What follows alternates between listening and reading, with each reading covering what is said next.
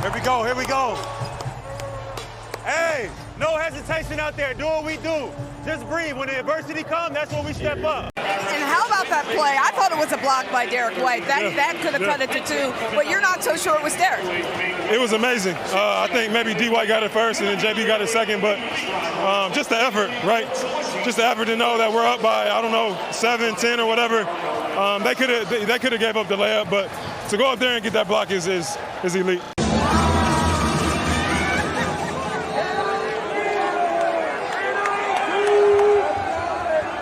Home court advantage is something that gets talked about a lot, especially from a media standpoint.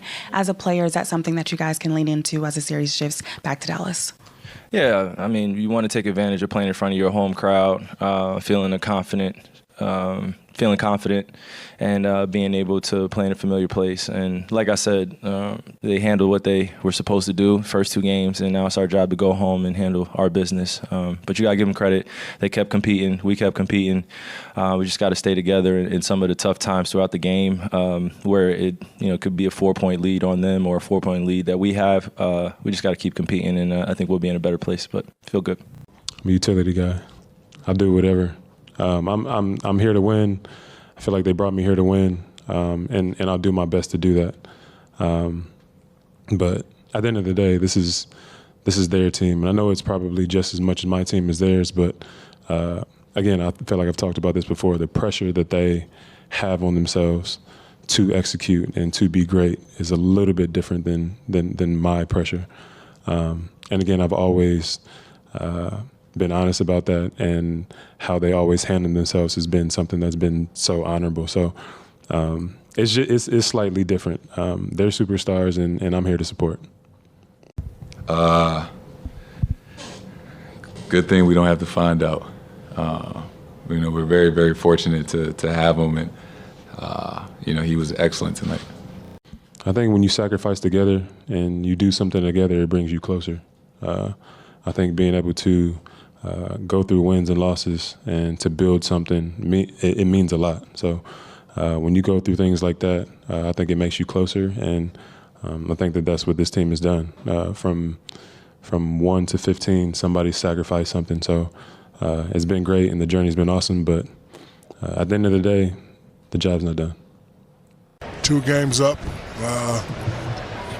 Really a chance you can get really happy. How do you stay focused and say, you know what, we got 2 more games? Trust me, it's hard to do.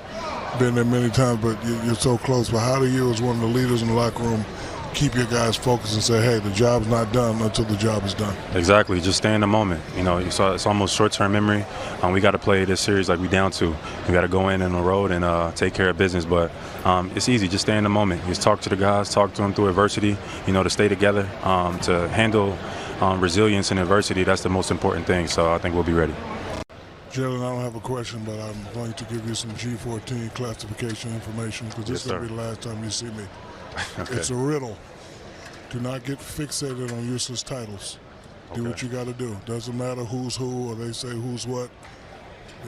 It ain't time for all that right now. Do what you got to do and get it done. I understand. Yes, sir. I appreciate it. That made sense to you? No. Okay. Okay, well, let me break it down. They're trying to separate you and your guy by saying who's better and who better. I'm saying don't worry about useless titles. Who's the man? Don't matter who the man is. Kobe's the man, Shaq the man. It don't matter. I'm getting my 40. Kobe getting his 39. Let's go win these championships. Yes, That's sir. what that meant. I agree with that. Yes, sir. I understand. Since you didn't understand, I had to break it down to you. Tell him, Grant. Tuck that elbow in. Drew, how good did that feel to hold home court? Feels good, but you can't get too high. It's only 2 wins, so. Gotta go to Dallas and get another. That's what it's all about. We gotta handle home. Big win for us. Yeah, we did our job, but a lot more work to do. We gotta keep going. The Boston Celtics right now, they're up 2-0 on the Dallas Mavericks in these NBA Finals. So this game ended 105-98. The Celtics taking a game 2 that was very much necessary, considering the fact that they needed to defend home court, and they did. And this game was the Drew Holiday game. So Drew Holiday, he finished off this game with 26 points. He was 11 of 14 shooting from the field. And overall, he was, I must say, the X factor of this team. And the Boston Celtics would not be in this position without his productivity. So, Jrue Holiday, the man of the hour, he played 41 total minutes, and there was solid contributions from every other player on the Celtics. As Jrue Holiday, he led the charge with 26 points, followed by Jaylen Brown's 21, and Jason Tatum, he had 18 points. He didn't have like those scoring barrages that you're used to seeing in the regular season, but he's just had solid contributions. And in that previous game, we saw that he had 16 points. This game he had 18. Didn't have to do too much, didn't have to go overboard to be able to win this ball game for the Celtics, because every single player was just clicking. Derek White, he had 18. Kristaps Porzingis, he had a quiet 12 points. He came off the bench. And the Boston Celtics just showing and just displaying a good example of how to play team basketball. Don't have to have one single player dominating. And the Dallas Mavericks right now, I must say, they're down bad. I mean, when I saw a photo of Luka Doncic when he was leaving the tunnel, and you just saw ESPN put up those graphics there, he had a 32-point performance, 11 assists, and 11 rebounds. He had a triple-double of his own alongside 4 steals, but he really, really struggled with 8 turnovers. It just gave me the vibes of 2018 LeBron James. Man, he did everything. Luka Doncic, similar to LeBron James 2018, did every single thing to will the Dallas Mavericks. And at the time, LeBron James was he put the Cavs on his back in 2018, similar to what Luka Doncic is doing for the Mavericks. And man, it's just sad to see him go out like this. Kyrie Irving, I mean, the noise got to him. I know he made a post saying that he wanted the crowd in Boston to be louder. Every single time Kyrie was touching the ball, he just got boos. And he got jeered by the crowd because he trolled them and they trolled back. And I know for a fact that the Boston Celtics still have no love lost for Kyrie. And the Dallas Mavericks right now, they're just down bad. Without Kyrie's productivity and clicking, it led to this eventual outcome. And the Boston Celtics right now, they're heading over to the road, and there's a high likelihood that they can even go up 3-1 in this series and finish this thing off in either Game 5 or Game 6. Because with this recent development, there's a high likelihood that the Boston Celtics can even clear them out in 5 to 6 games. I don't think the Dallas Mavericks are just going to lay down and die like that, because I feel like with Luka Doncic's performance, if Kyrie does not show up and turn up in Game 3, there's a high likelihood that they might go down again. But I'm just waiting to see how the Dallas Mavericks are going to respond, especially when they play home court. And a lot of people had picked the Dallas Mavericks to win this series, and right now they just have a lot of egg in their face, because every single time the people, especially in the NBA media, they are just counting out the Boston Celtics. They just came in and, just made sure to make them eat their words. And the Boston Celtics, they have not skipped a beat. A lot of people really, really do not like the Boston Celtics, especially path to the finals, because they felt like it was very easy beating the Miami Heat, beating the Cavs, beating the Pacers, sweeping the Pacers. And the two first round, the two matchups between the Cavs and the Heat, they were just gentleman sweeps. And they were not given the full credit. And right now, I'm just wondering what NBA mainstream media are going to say, because every single narrative that they have been pushing for the Dallas Mavericks to win, especially with both teams trying to win every single game that they have and try to beat the team 4 games, it just tells you that it's all about playing team basketball and having good, solid defense. As the Dallas Mavericks, they are not able to have good production from Kyrie. And Kyrie's performance, I must say, is the real reason as to why we are having these performances from the Dallas Mavericks, because he's supposed to be that guy who leads the charge. He's been to the finals. He knows how to conduct himself in the finals. We have seen Kyrie at his peak in 2016 when he was playing in the finals. But looking at what Kyrie is producing right now, 7 of 18. The previous Game 1, he was shot 6 of 16. This one is 7 of 18. And they are not good. PJ Washington is also inefficient with 6 of 13. He only had 17 points. And despite 5 of the Dallas Mavericks players scoring 10 points or more, still, Luka Doncic just felt like he was all alone there, because your second best player in Kyrie or let's say your team captain who has been to the finals, if he has a dud game like this, you can't expect to win the game, because Kyrie, if he doesn't find his game and find his rhythm, there's a high likelihood that the Boston Celtics can even take a commanding 3-0 series. And that's something that is likely to happen, because Jrue Holiday is the X factor. In game 1, it was the Kristaps Porzingis game, because Kristaps, he was just going out there and just hitting the shots the way he wanted, and he just had a good feel for the game, and the game just came to him. And despite like his huge month-long layoff, he was able to be very productive. He had a quiet 12 points in this game, but Jrue Holiday is the X factor, because if you take Jrue Holiday and you take Kyrie Irving's stats side by side, you'll see who's the better guard, especially in that position, especially when you have the Boston Celtics scheming towards guarding Kyrie. So the Boston Celtics are not, it's not like they don't know how to guard Kyrie, because they've already done it and they swept the Boston Celtics in 2022. So they know what type of defense to set up on Kyrie, and they're able to shut him out and just let Luka Doncic just keep scoring and make sure that the other players in the Dallas Mavericks team are virtually you can't do anything with them, especially when you're Luka Doncic. They can let Luka just score whatever he wants to score. You can even score 40, but the other players are not going to get involved because of the tight defense. And the Celtics, they have been good, they have been great, and the winning streak just keeps on going. And Kyrie, since stepping on Lucky the Leprechaun, the man has never been able to win against Boston, even when he was in Brooklyn, and right now with the Dallas Mavericks. As we stare into these NBA Finals, as the NBA Finals continue to progress, the Dallas Mavericks, led by Kyrie, they have not been able to catch a break. And a lot of pundits had picked this team, the Dallas Mavericks team, to be able to beat the Boston Celtics. They felt like the Boston Celtics were weak, and they forgot the fact that the Boston Celtics had a 60-plus win season in the regular season, and they had only taken an L twice in the Eastern Conference. I know a lot of people have come out and said the East is a weak conference. They think it's a weak conference, but the Celtics are a strong team, and a lot of people are not giving them that much credit. And given the acquisition that the Celtics made, especially getting Jrue Holiday, that was a grand slam deal. That was a grand slam deal, especially when the Milwaukee Bucks traded Jrue Holiday away to the Portland Trail Blazers, where he got released and he got signed, picked up with the Celtics. There was a lot of movement of a lot of pieces there, but the Celtics found their missing piece. And also picking up Kristaps Porzingis, that was another grand slam deal. And having the offense running through Jason Tatum, Jaylen Brown, that is something that was very much needed. And Jaylen Brown is just headed to that Finals MVP award. And even I saw something interesting after this game too.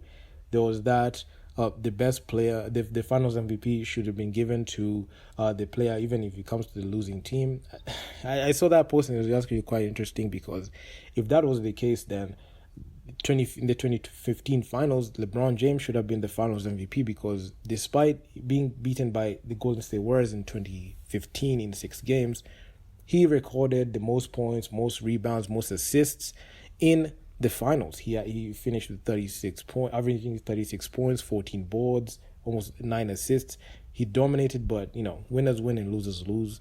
And Luka Doncic is just on that LeBron James simulation, because he's just doing every single thing. He averaged a triple-double, in this game. But it's unfortunate that his right-hand person and Kyrie couldn't even show up, and it led to this. And there was a lot of speculation that they are going to even go ahead and tie up the series in Game 2, because if they in the eventual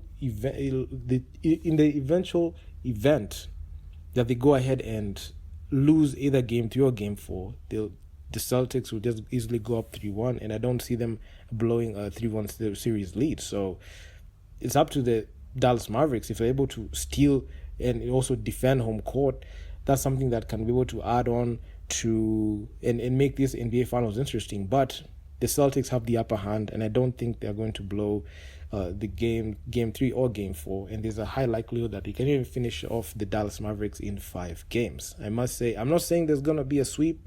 I don't believe in a sweep for the Dallas Mavericks, because I feel like they have the pieces to be able to go ahead, because they're able to take apart the Minnesota Timberwolves, a team that was led by Anthony Edwards, I feel like they had the nod to go ahead and win it all. Because even when I was starting, I felt like the Dallas Mavericks, as long as the whole team and Kyrie Irving were able to click on offense and both defense and be able to like use defense to win championships, there's a high likelihood that they could be able to go ahead and do it and finish and make the series interesting and beat the Boston Celtics. But the Celtics right now, they're just 2 more wins away from getting that championship. The last time the Celtics won the championship was way back in 2008.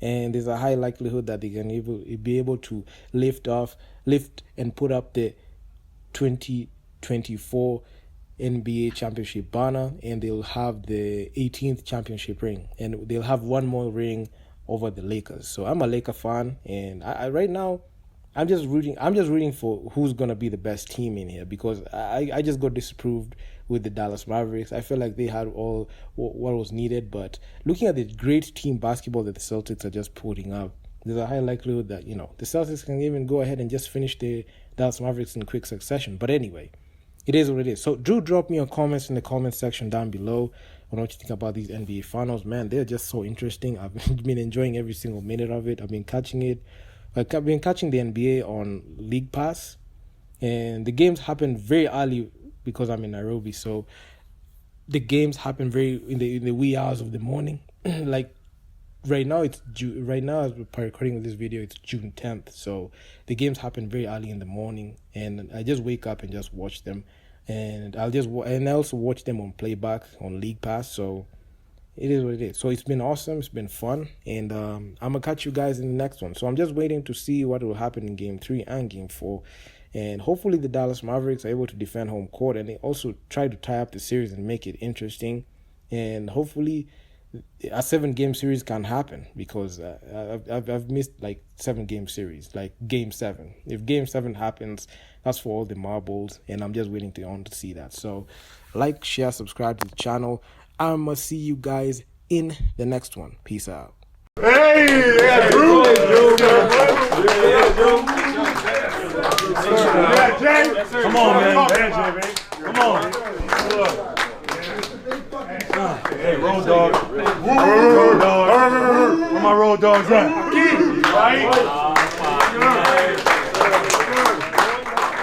They brought the best out of us tonight. We keep that up, man. We got to be hungry.